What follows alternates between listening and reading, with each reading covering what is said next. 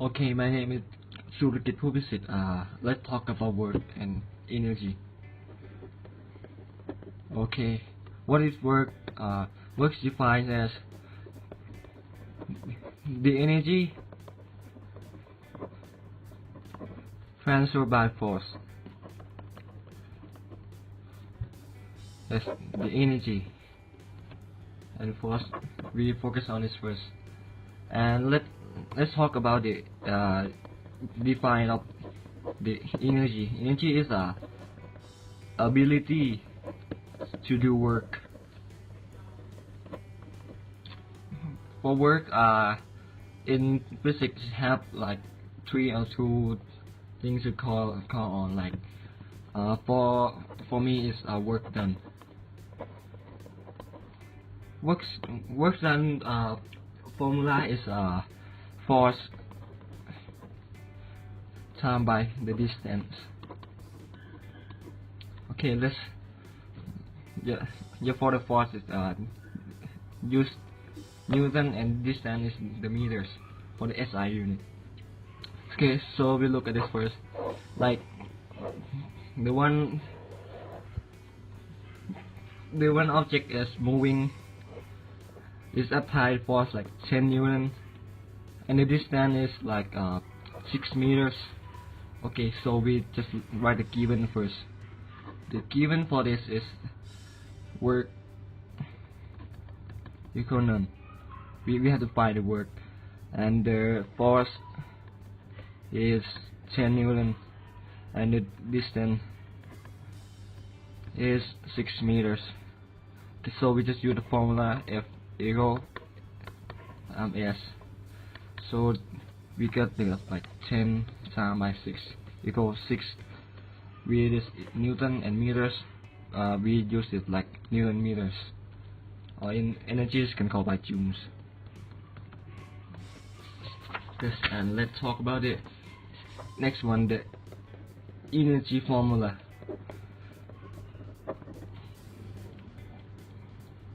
The formula of the energy, we have two of it. What we call like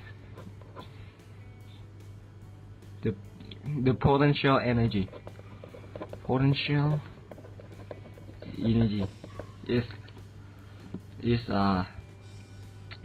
mgh, and the kinetic energy.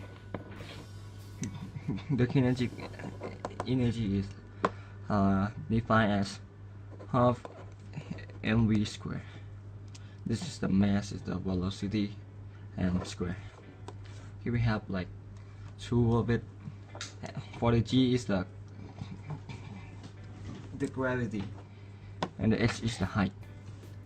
Okay, so thank you, my friend Son. We'll talk about the power for next one.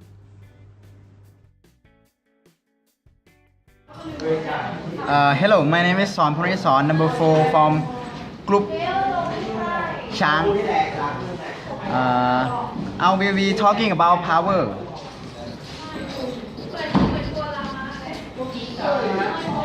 In physics, power is the rate of doing work. It is the amount of energy consumed per unit time, having no direction. It's a scalar quantity. In the SI unit, the unit of power is the joule per second.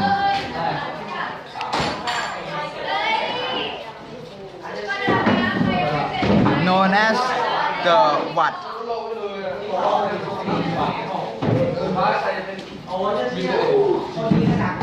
The 18th century developer of the steam engine, James Watt, is the one who making this formula. And let me explain the formula. Power equals to work done over time. And work done come from energy, and it's come in different form. In this example, I'm using potential energy equal to mgh. Let's do an exercise.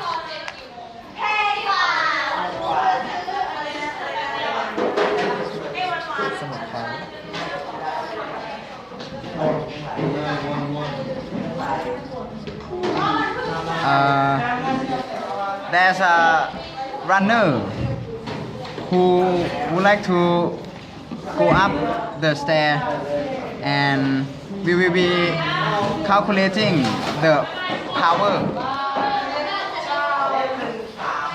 and in this case it's potential energy. If the man mass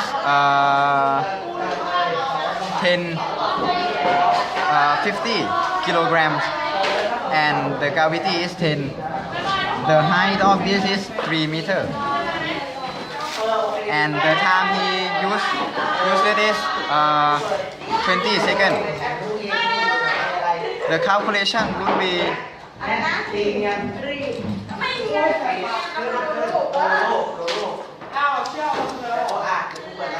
75 joules per second or 75 watts. Thank you. Rotational dynamics. This is the cause of acceleration, is torque, equal to force times radius of a circle. If you have a circle with a radius, force, which is radius, and force coming in perpendicular, it creates torque.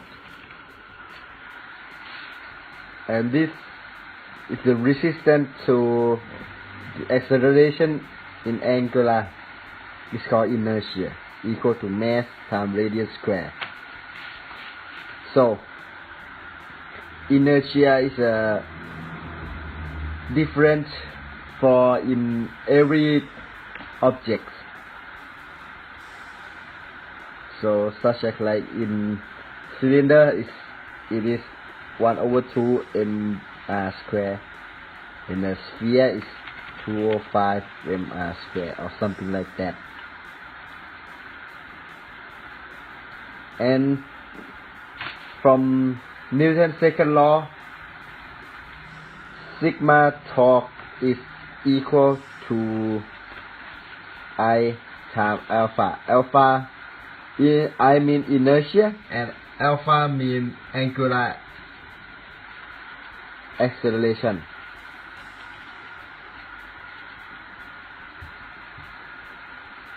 Yeah. This from Newton's second law, sigma F equal ma become sigma torque equal I alpha. This is how it becomes. So any amount times this radius will be equal to an angular amount, mass times with radius times acceleration. This turn this to alpha, and this became so, and mass became inertia. It resists the movement of rotation. So if I complete it right slowly, it will become like this.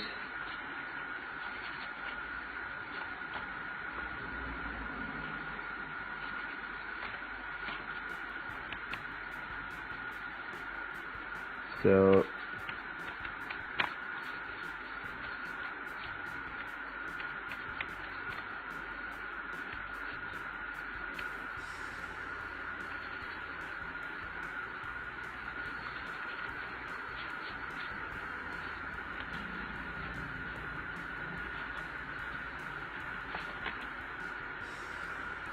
equal mr square times alpha. So mr square equal inertia alpha, and this became torque for Newton's second law.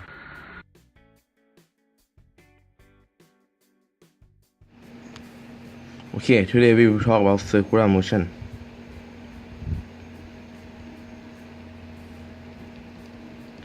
In the circular motion, we have about three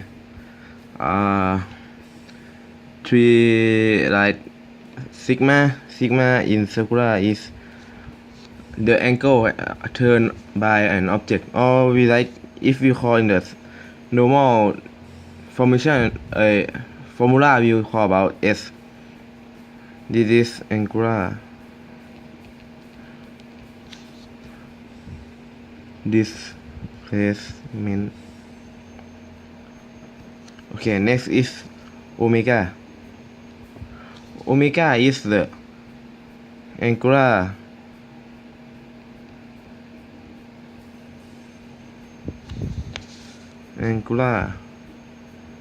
velocity, or it's like same as v in the normal formula. So next, how we can create the omega. The formula to calculate omega is sigma equal over t, or it's same like v equal to s over t is like the same, but this is in the land of flat land like this way, but in this is circle like this. Next, we will talk about how we can create the angular velocity in unit of length. We can calculate by use this formula: omega equal to pi over t, or we can say 2 pi f, because if you see that it's different, because this one is over t and this one is f. So if you look, f frequency equal 1 over t, this the velocity and this is the time, so we can swap like this. Okay, next we will give some example. If they say convert 2 over 3 revolution in radian. If you see this type of question, you have to use this to thinking. 1 revolution equal to 360 degree, or equal to 2 pi rad. Rad is the SI unit.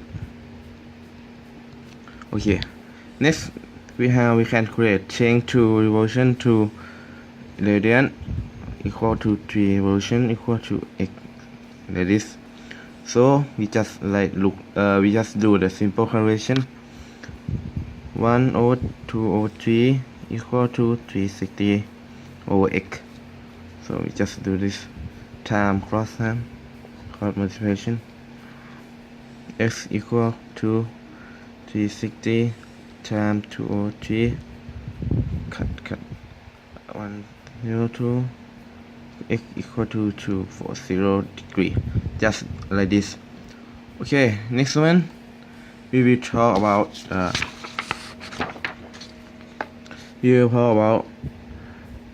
tangential velocity.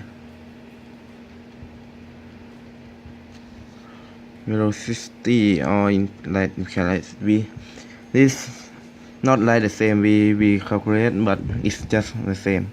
It mean like this. If it's circle, it mean the speed of the object is like this. Is tangent, it mean it's touch the circle but not inside or outside, it just touch the circle. Like this, it will be like this, or like this. Okay, so we can use v, the formula v equal to omega r. Okay, like this. Next one we will talk about angular acceleration or alpha, we can call it alpha. Okay, the formation for alpha is alpha equal to omega mu over t or omega final minus omega initial over time, like this. The unit for this one is rad per second square.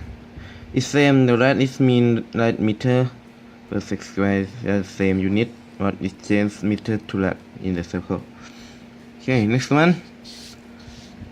Yeah, if you like, okay, next one is tangential acceleration.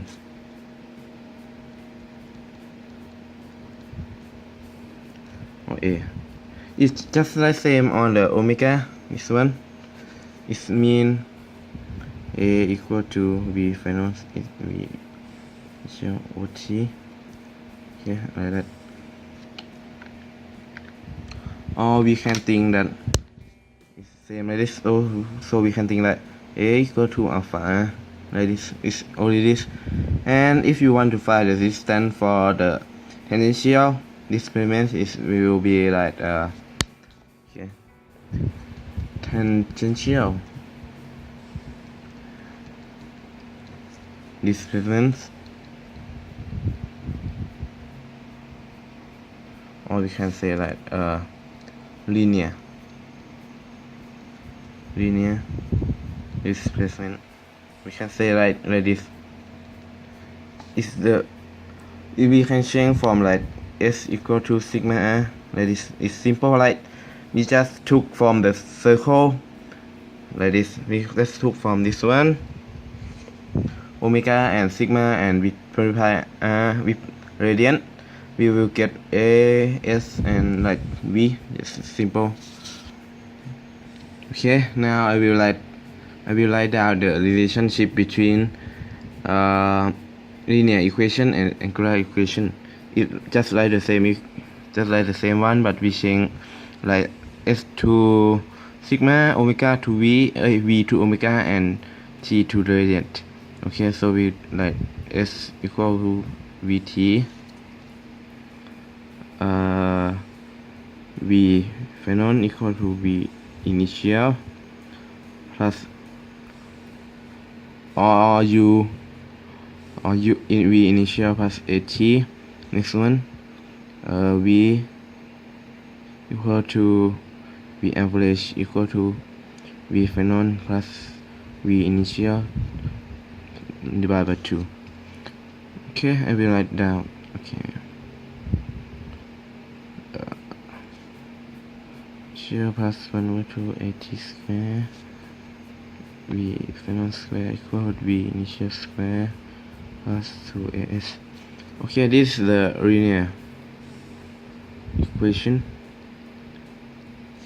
Okay, next I will write the angular equation.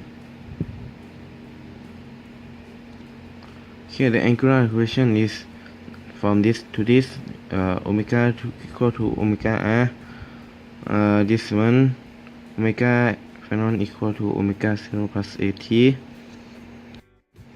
is this formula can change to omega equal to omega final plus omega initial over 2 is omega average, and this one sigma equal to omega initial t 3 plus 1 over 2 alpha t square, and the last one is omega final equal to omega initial square plus 2 alpha sigma. Okay, like this is the relation between linear equation and angular equation. Thank you.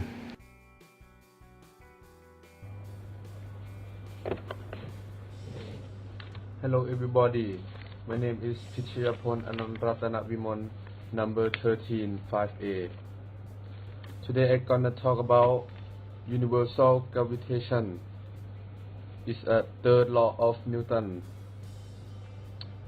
Newton's laws of universal gravitation may be stated as two bodies having mass m1 and m2 attach each other with a force directly proportional to the product of their mass and inversely proportional to the square of the distance between their centers.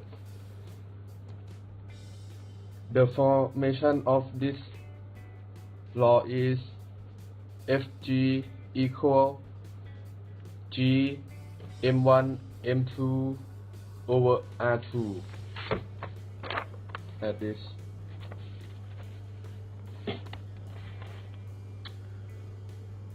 F is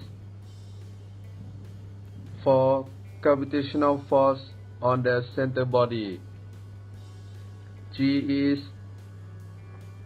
universal constant called gravitational constant. M1 is equal to mass over planet 1. M2 is mass of planet 2. And got like this: mg equal g m1 m2 over r square. And this is the picture of this formation. M1 and M2 coming together by the force, gravitation force, and R is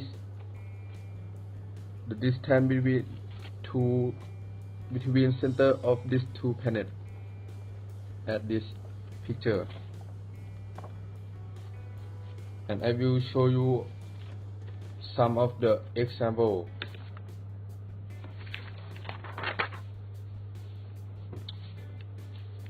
The question is: two uniform bodies having equal mass are 10 square minus 6 m apart. If the gravitational force between them is 6.6 times 10 square minus 3 Newton, find the mass of each body. Oh yes, and one thing, the universal constants, or called gravitational constants, is equal to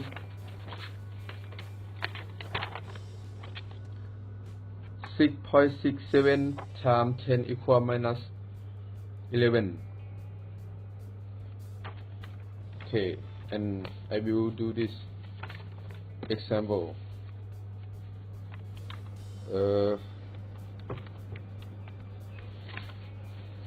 R is 10 minus 6. F is 6.6 times 10 minus square minus 3. And G is for gravitational constant is equal to 6.67 times 10 square minus 11. And they said we have to find the gravitational, we have to find the mass of each body. Because of this question, it said the mass of these two bodies is equal. So if we find one, and we will find another M2. Okay. Fg is equal to 6.6 times 10 square minus 3 equal 6.67 times 10 over square minus 11, and m square 2, because that I said it the same mass is equal, so we write it like this: Fg equal G times m1 and m2 over over r square 2 like this, as the formation of this fg equal g m1 m2 over r square, like this. And then we use some mathematics to solve this problem, and you will finish. Thank you very much.